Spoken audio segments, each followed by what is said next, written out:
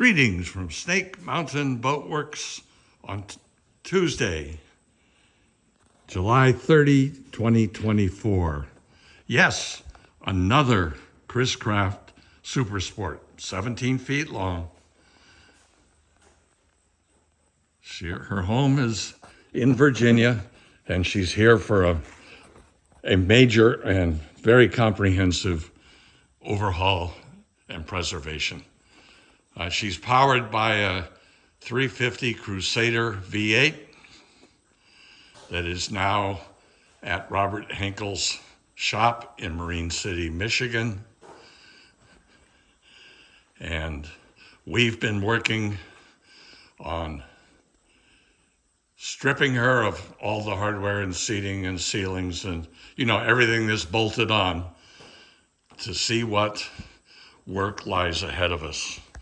The first thing you'll notice is that, unfortunately, she is fiberglassed all the way up to here, all the way around. And the fiberglass has broken free, and you know that water has soaked down in there. So we're expecting that at least the chine plank is going to be pretty severely rotted. We'll flip her next and start taking the bottom off. There's pretty strong evidence of rot behind the splash rails. That's quite typical of this model. The corners look reasonably good. The hull sides, in truth, virtually all of the bungs are popped. And we can see we've got a plank that's popped out here. And she's had some work done to her over time. This was originally, of course, a vinyl covered deck. And at some point in her life, this deck was replaced.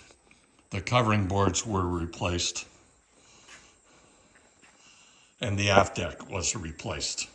And unfortunately, whoever did it chose to use household CDX plywood for that purpose, and virtually all of it is delaminating at this point.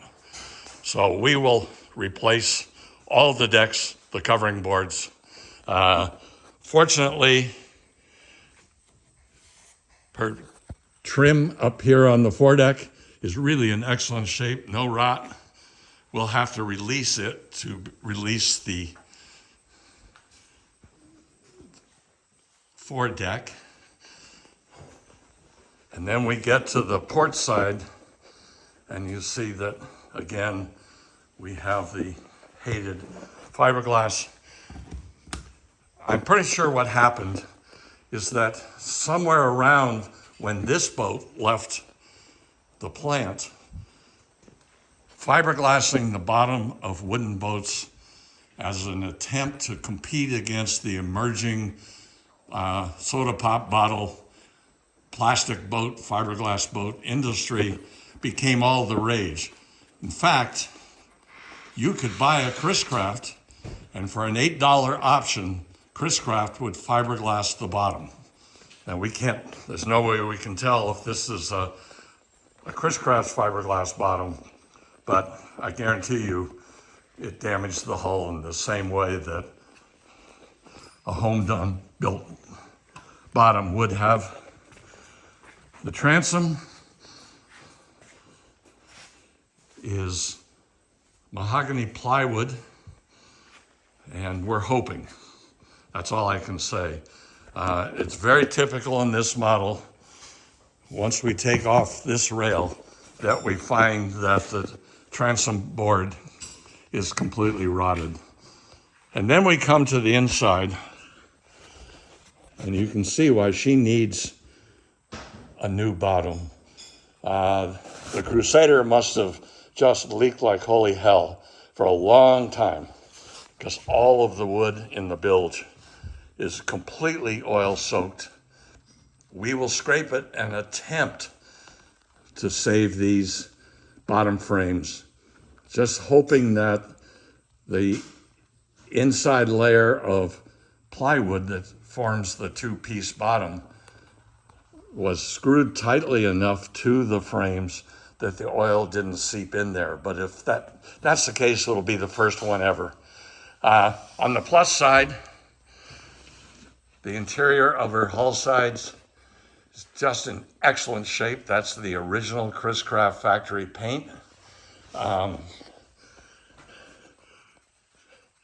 Something happened there. That's where the forward seat attaches, and that looks like somebody did some kind of a scarf or a Dutchman of some sort. You can see the original frames on the sides are 1-inch material. Well, this is 1-inch material plus a scabbed on additional, well, it looks like 3/4 inch on each side that's bolted through. That tells me that that frame was broken.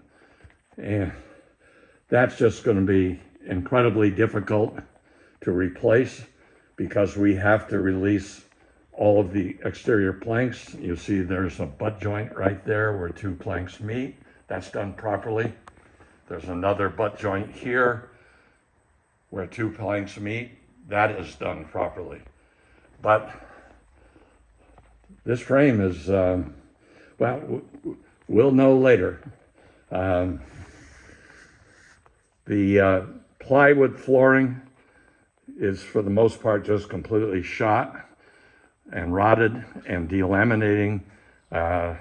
Whatever this carpeting material is that was installed at some point, of course, has taken on moisture over the years, stayed wet, and that doesn't do nice things to the wood that's beneath it. We're hoping to save the gas tank. It looks like it's in good shape. I have to say, it smells like it's full of turpentine. That's just old gas. This boat has sat for quite a while. The hardware was all badly pitted.